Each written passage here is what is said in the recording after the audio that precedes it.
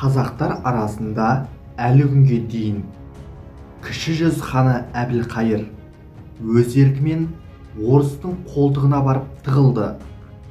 Хандықты өз қолымен отаршылдарға жығып берді деушілер жеткілікті. Міне, осынау түйткілі қиын, әлі күнге дейін нақты бағасы берілмеген мәселенің түйінін тарқатып бермекпіз. Ендеше мұқият тыңдағайсыздар. Қалай қалдымен арнаға тіркеліп, лайк басып, еңбегімізді бағалап қойсаңыздар. Басин деген ғалым Әбілқайырдың бұл әрекеті туралы былай деп жазады: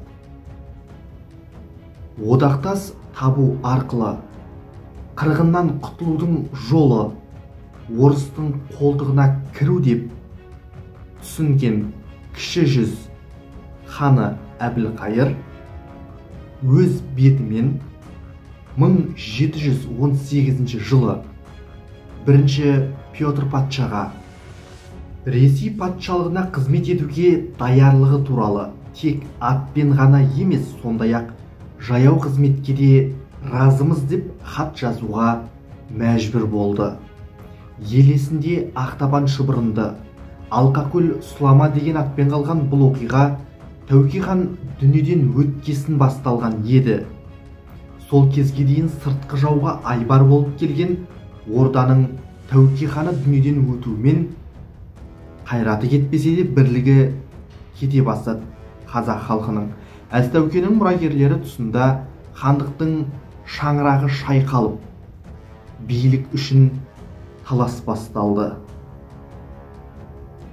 Қайып хан таққа отырғанымен кейін оны аң аулап жүргенде өлтіріп кетеді. Осыдан кейін таққа халық арасында үлкен қолдауға ие болмаса да Болат хан отырды. Жалпы елдегі бұл жағдай үлкен тақтан дәмеленіп жүрген кіші жүз билеушісі Әбілқайыр сұлтан мен орта жүз билеушісі Сәмеке сұлтандардың ордадан көңілі қалып, өз бетінше әрекет етуге итермелейді.